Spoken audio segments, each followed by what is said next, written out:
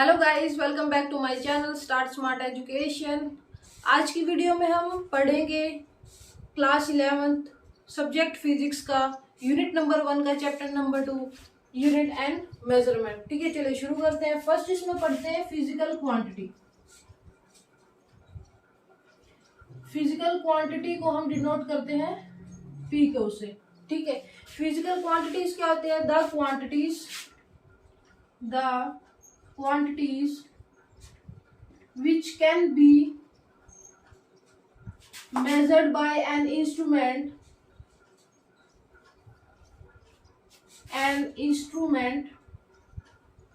and which describes the laws of physical world।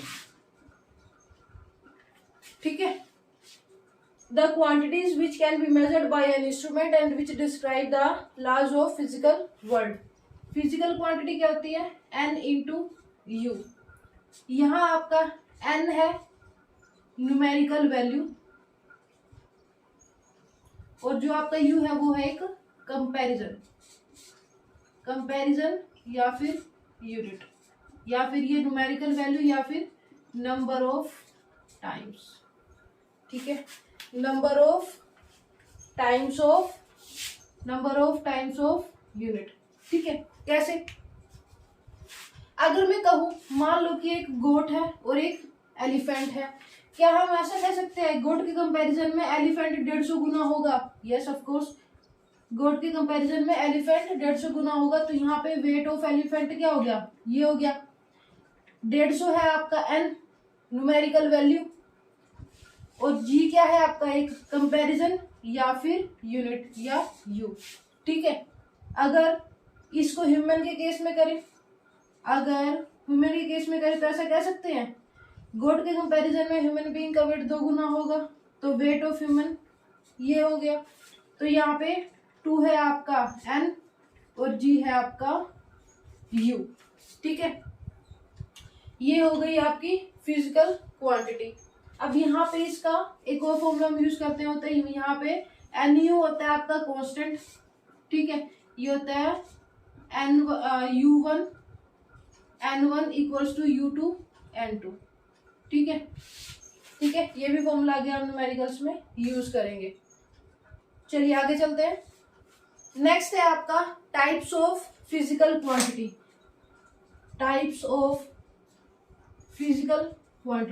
Physical quantity आपकी 3 type की होती है। फर्स्ट है फंडामेंटल, ठीक है। सेकंड है आपकी डिराइव्ड फिजिकल क्वांटिटी, और थर्ड वन है आपकी सप्लीमेंट्री फिजिकल क्वांटिटी। ठीक है, जो आपकी फंडामेंटल फिजिकल क्वांटिटीज होती है ये आपकी 7 है, ये डिफाइंड है 7 है।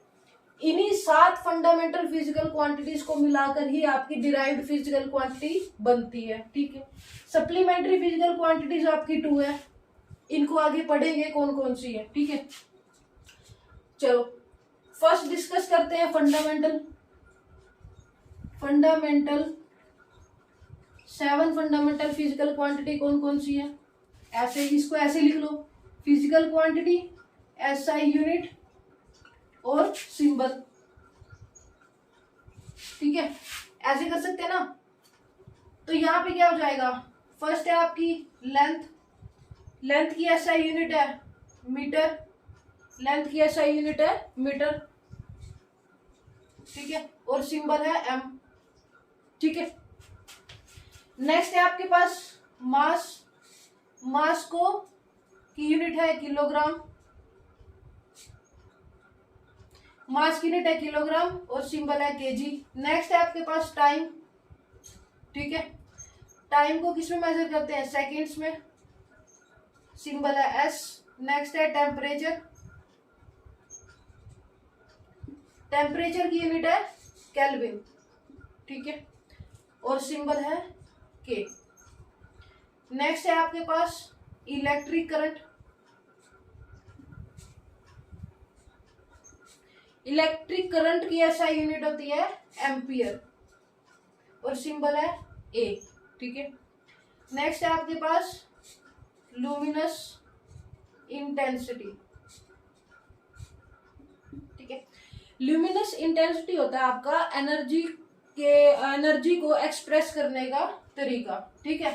ल्यूमिनस इंटेंसिटी की एसआई यूनिट होती है कैंडेला, सिंबल होता है सीडी, स्मॉल सीडी, ठीक है। नेक्स्ट है आपका अमाउंट ऑफ सब्सटेंस,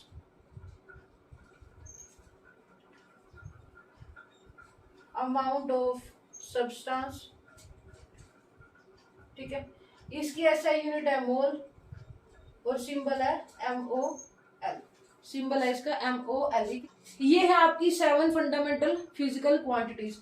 इन्हीं 7 फंडामेंटल फिजिकल क्वांटिटीज को मिलाकर ही आपकी डिराइव्ड फिजिकल क्वांटिटीज बनती है। डिराइव्ड फिजिकल क्वांटिटी आपकी काफी सारी होती है, ठीक है।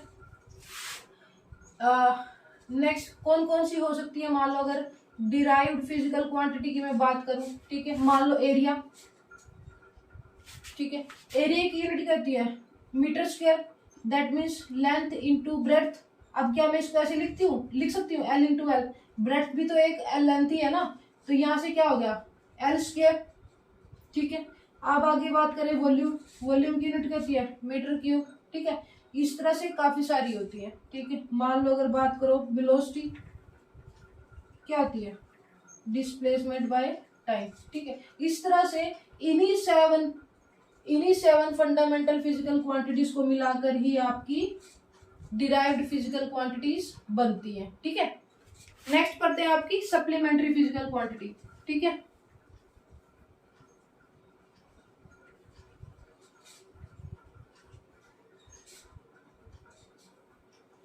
अब सप्लीमेंट्री फिजिकल क्वांटिटीज आपकी दो होती है। फर्स्ट होती है प्लेन एंगल, ठीक है, या फिर एंगल भी बोल सकते हो, ठीक है। प्लेन एंगल या फिर एंगल।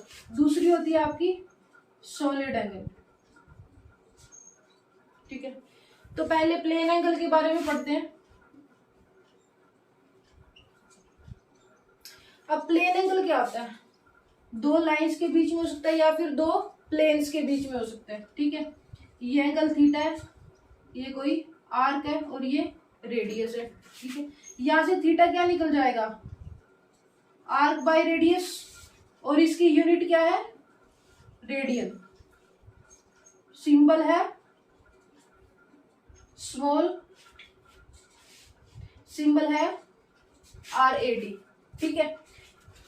जैसे अगर पूरा सर्कल हो 360 डिग्री तो क्या होता है पाई रेडियन, 2 पाई रेडियन, ठीक है।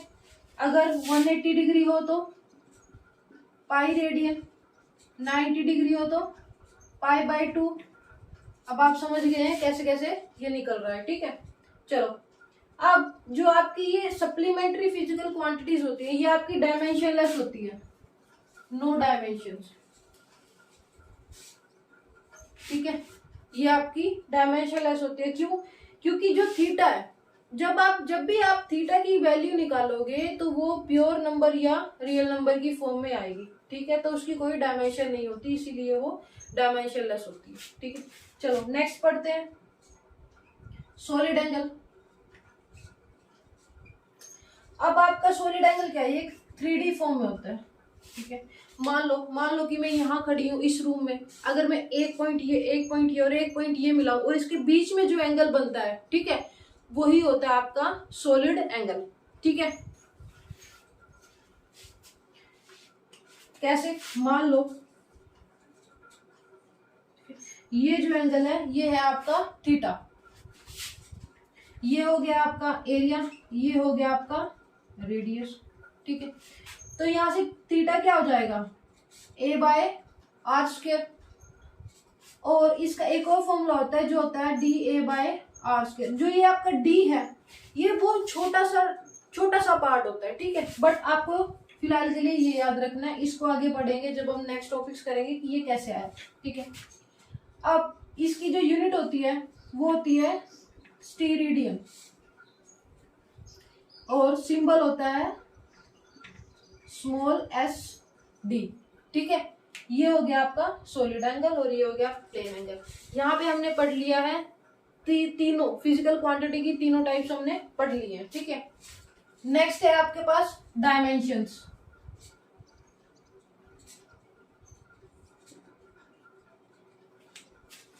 डायमेंशंस क्या होती है? डायमेंशंस होती है आपकी, dimensions are the powers to which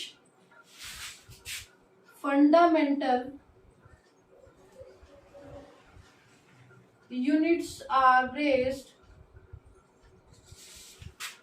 in order to express the derived unit of a quantity, ठीक है। ये है आपकी dimension. Dimensions are the powers to which fundamental units are raised in order to express the derived unit of a quantity, ठीक है। अब जो हमने 7 फंडामेंटल क्वांटिटीज की थी, लेंथ डायमेंशन की फॉर्म में इसको लिखते हैं ऐसे, मास को लिखते हैं m से, ठीक है, टाइम को लिखते हैं t से,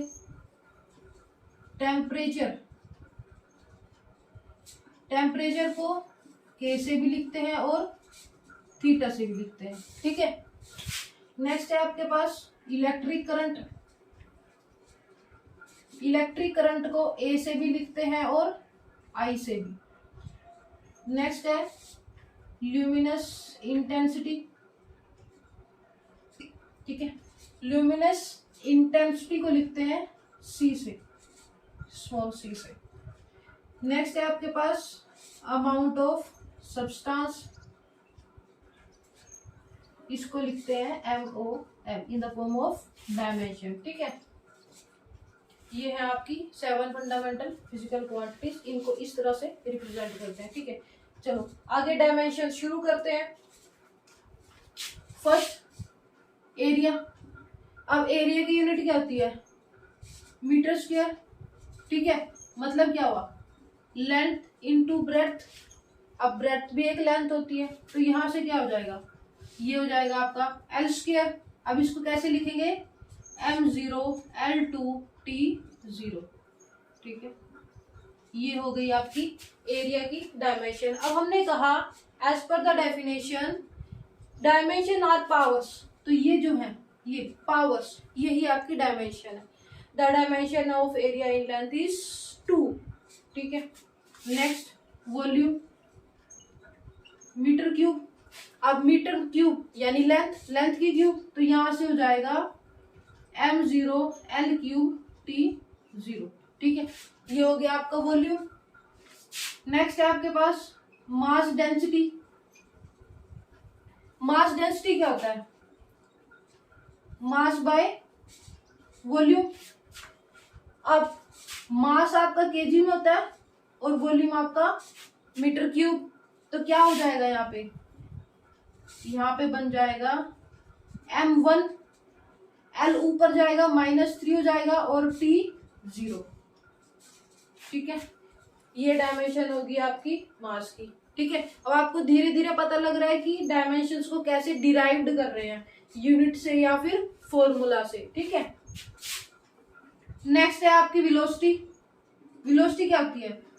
डिस्प्लेसमेंट बाय टाइम, ठीक है। अब डिस्प्लेसमेंट लेंथ है, टाइम सेकंड में। अब यहाँ इसकी डायमेंशन क्या हो जाएगी?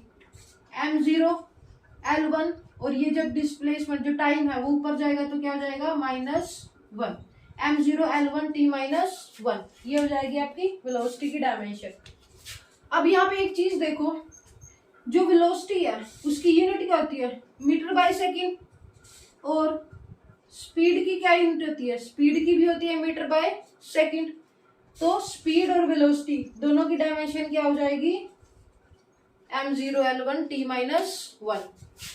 अब यहाँ पे आप क्या लिख सकते हो? यहाँ पे आप लिख सकते हो if two physical quantity units are same so that their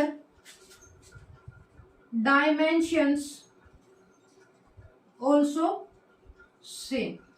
ठीक है, अगर यूनिट सेम है दो फिजिकल क्वांटिटी की तो उनकी डायमेंशंस भी सेम होगी।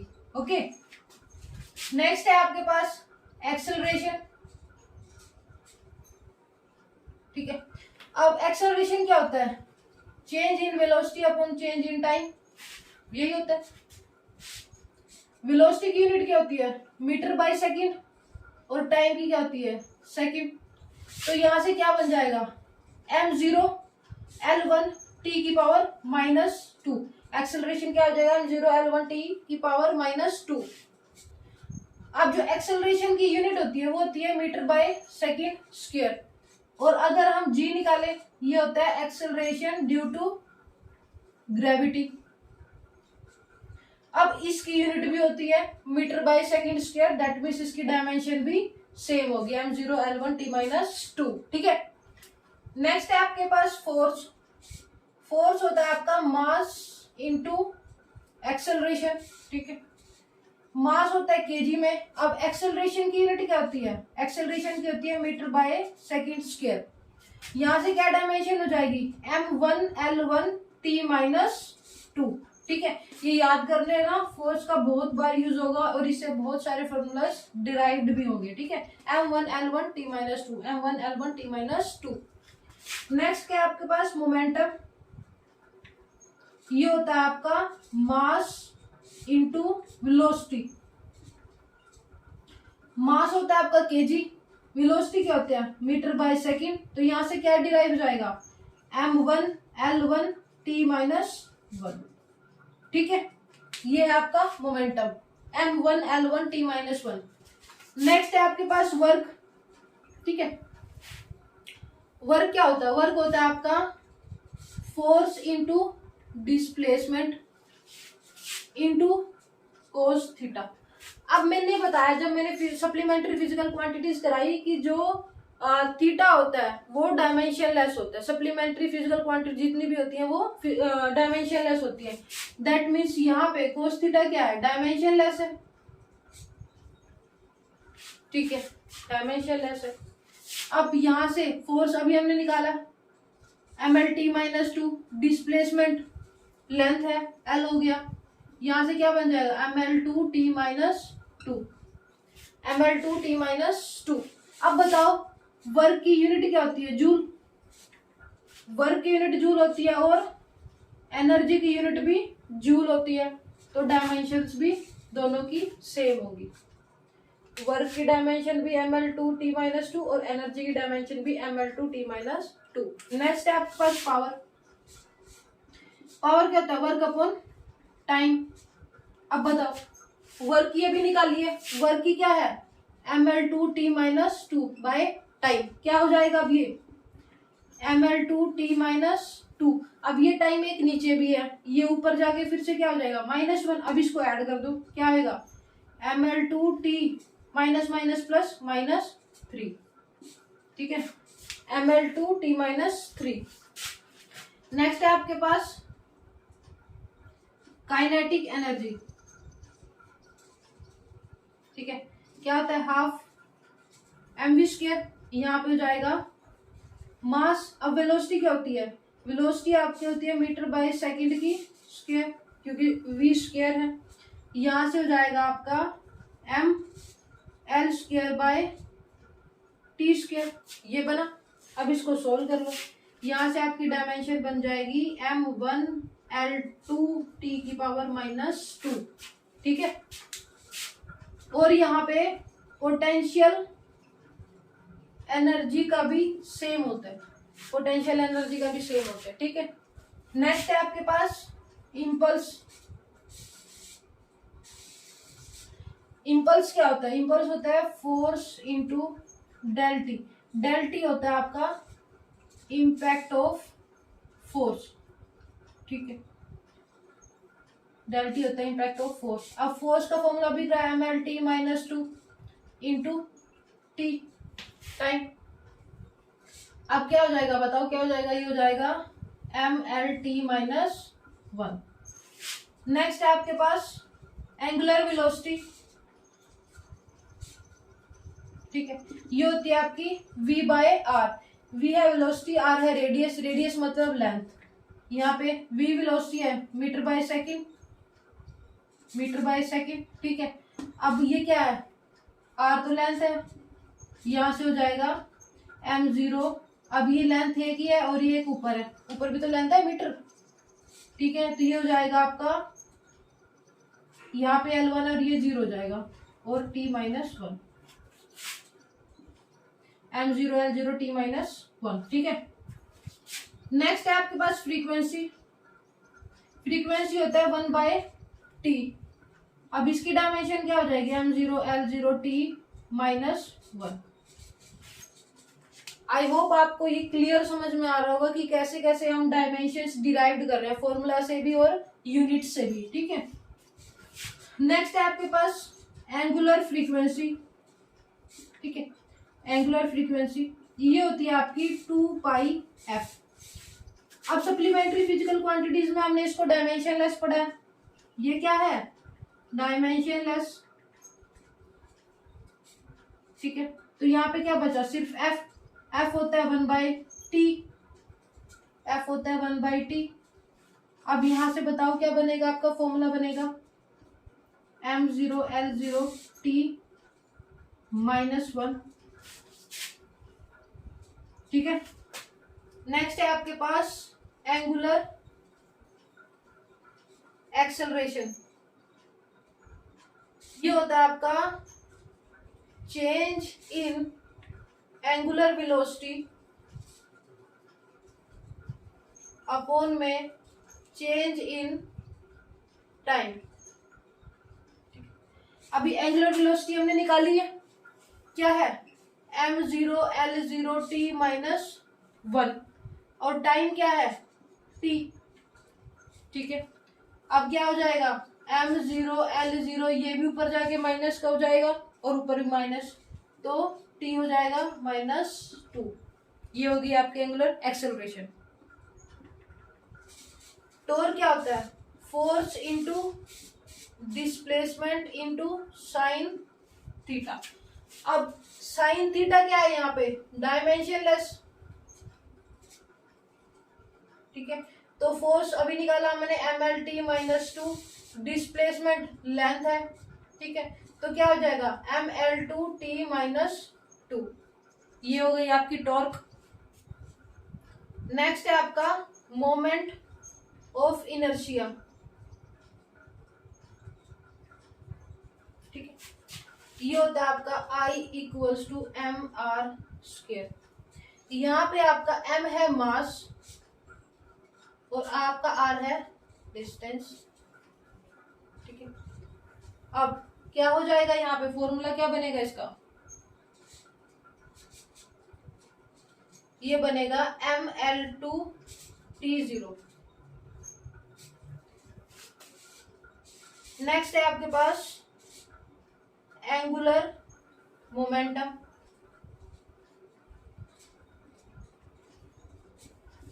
क्या होता है, mvr साइन थीटा।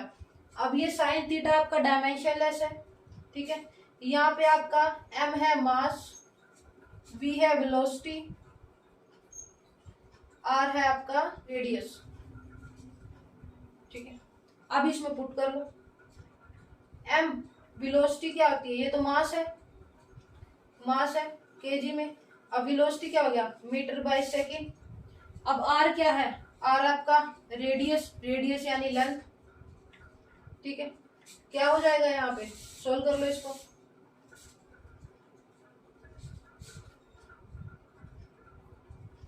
ये हो जाएगा आपका ml2 t-1। नेक्स्ट है आपके पास स्ट्रेस। स्ट्रेस होता है आपका फोर्स अपॉन एरिया। फोर्स का निकाला है ml t-2, एरिया होता है आपका L²। यहाँ से क्या हो जाएगा, l ऊपर जाके 0 हो जाएगा, ये 2 ऊपर का, ये सॉरी ऊपर जाके हो जाएगा -1 और t⁻²। स्ट्रेस हो गया ml-1 और t⁻²। नेक्स्ट है आपके पास स्ट्रेन। ये होता है आपका चेंज इन लेंथ अपॉन में ओरिजिनल लेंथ, ठीक है। अब ये भी लेंथ है, ये भी लेंथ है, यानी L बाय L, ये कट गया। ये क्या बना, ये आपका बना डायमेंशनलेस। देखो कोई डायमेंशन नहीं है, मास लेंथ टाइम तीनों में कोई डायमेंशन नहीं है, ये आपकी क्या है, डायमेंशनलेस, ठीक है। नेक्स्ट है आपके पास young's modulus of elasticity. Young's modulus of elasticity, ये होता है आपका स्ट्रेस अपॉन में स्ट्रेन। अब स्ट्रेस क्या निकाला हमने, स्ट्रेस निकाला है ml-1t-2 अपॉन में, अब स्ट्रेन तो आपका डायमेंशनलेस है, m0l0t0, ठीक है। तो यहाँ से आपका यंग मॉडुलस क्या आ गया, आपका आ गया ml-1t-2, ठीक है। नेक्स्ट है आपके पास इलेक्ट्रिक चार्ज। इलेक्ट्रिक चार्ज होता है Q equals to I into t, ठीक है। अब I को करंट, I यानी करंट, करंट को किस में रिप्रेजेंट करते हैं, एम्पियर्स में, इंटू में टाइम, ठीक है। अब इसकी डायमेंशन क्या बन जाए, m0l0t1 है और a की पावर 1 है, ठीक है। नेक्स्ट है आपके पास सरफेस टेंशन,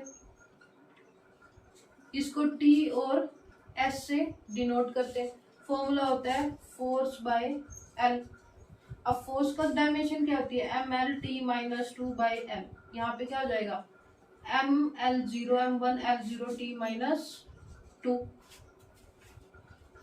नेक्स्ट है आपके पास इलेक्ट्रिक पोटेंशियल, ठीक है, V से डिनोट करते हैं, ये हो जाता है वर्क बाय चार्ज, क्या वर्क बाय चार्ज। अब यहाँ पे बताओ वर्क का क्या डायमेंशन निकाली थी हमने, ml2t-2, ठीक है, और चार्ज की क्या निकाली है, a1t1, ठीक है। मास और लेंथ में तो उसकी डायमेंशन 0 है। अब यहाँ पे क्या हो जाएगा, यहाँ पे हो जाएगा m1l2 t की पावर -2 और -1, -3 और a की पावर -1। नेक्स्ट है आपके पास इलेक्ट्रिकल रेजिस्टेंस, ठीक है। अब यहाँ पे, अब इसको कैसे, इलेक्ट्रिकल रेजिस्टेंस यानी R निकालना है, ओम्स लॉ पढ़ा होगा। ओम्स लॉ क्या होता है, V equals to IR, Ohm's law होता है V इक्वल्स टू IR। यहाँ पे R क्या हो जाएगा, V by I equals to R, ठीक है। Change in what, electric potential, ये, ठीक है। ये हमने निकाल लिया, अब यहाँ पे पुट कर दो, क्या निकाला हमने इलेक्ट्रिक पोटेंशियल, हमने निकाला है m1l2 t की पावर -3 a की पावर 1। अब नीचे क्या है, करंट, दैट मीन्स किस में रिप्रेजेंट करते हैं, एम्पियर्स में, a, ठीक है। अब ये माइनस और ये ऊपर भी a माइनस का है, ठीक है। क्या हो जाएगा, ये हो जाएगा आपका m1l2 t की पावर -3 और a की पावर ये हो गया आपका इलेक्ट्रिकल रेजिस्टेंस। अब कर लेते हैं dimensions of some constants, dimensions of some constant, ठीक है। फर्स्ट है रिफ्रैक्टिव इंडेक्स, डिनोट करते हैं U से, ये होता है C/V।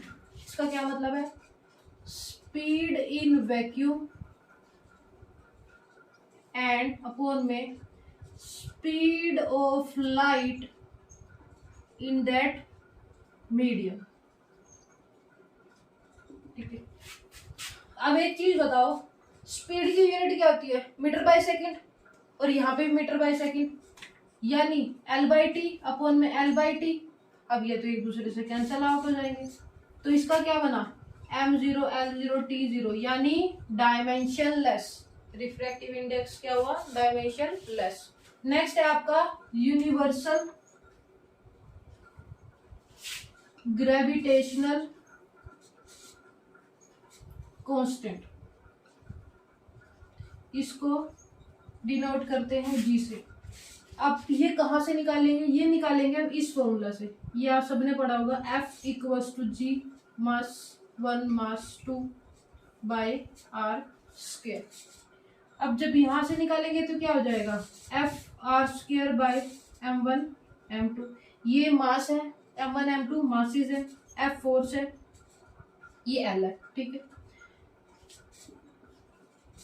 अब बताओ यहाँ से पुट कर दो, क्या आएगा, फोर्स की जगह पुट करो MLT-2 इंटू में L2, ठीक है, अपॉन में M1 और एक M ये हो गया, एक M ये हो गया, ठीक है, मास है ये आपके, तो नीचे M स्क्वायर हो जाएगा। अब बताओ इसको कैसे करेंगे, एक M से एक M कैंसिल आउट हो जाएगा, एक M से एक M कैंसिल आउट हो जाएगा, ये बचेगा आपका, ये जब ऊपर जाएगा M की पावर -1, अब L की पावर कितनी हो जाएगी, एक ये दो ये 3 और T की पावर -2।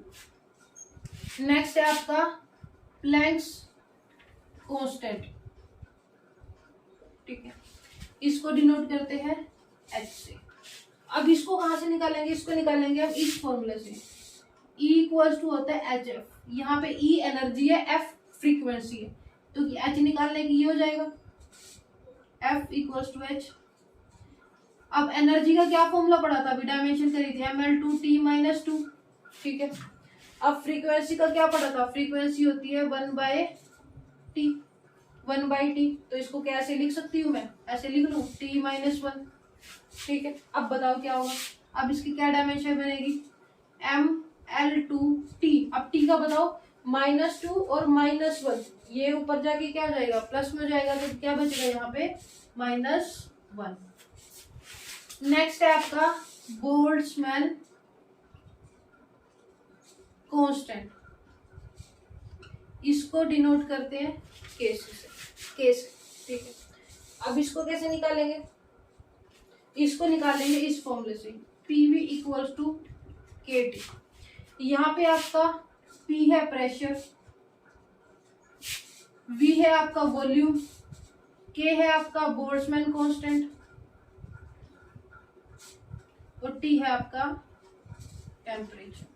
अब देखो यहाँ पे T क्या है, टेम्परेचर। अब यहाँ पे आप अगर टेम्परेचर को K से भी कर सकते हैं और थीटा से भी, तो यहाँ पे आप थीटा से रिप्रेजेंट कर लेना, क्योंकि बोल्ट्जमैन कांस्टेंट को K से रिप्रेजेंट किया होगा, ठीक है। अब बताओ क्या बनेगा, अब यहाँ से K निकालना है तो PV/T हो गया।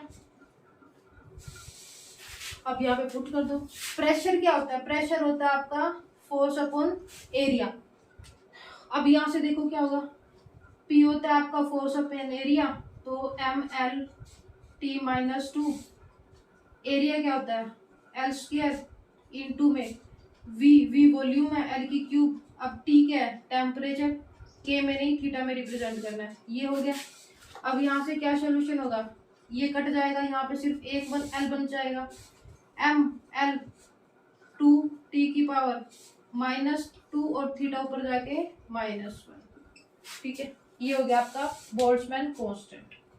तो ये थी गाइज हमारी सारी डायमेंशंस, डिराइव्ड फिजिकल क्वांटिटीज जो हमने डिस्कस करी, कैसे उनको डिराइव करते हैं। आई होप आपको ये इजी वे में बहुत अच्छे से समझ आया होगा, ठीक है।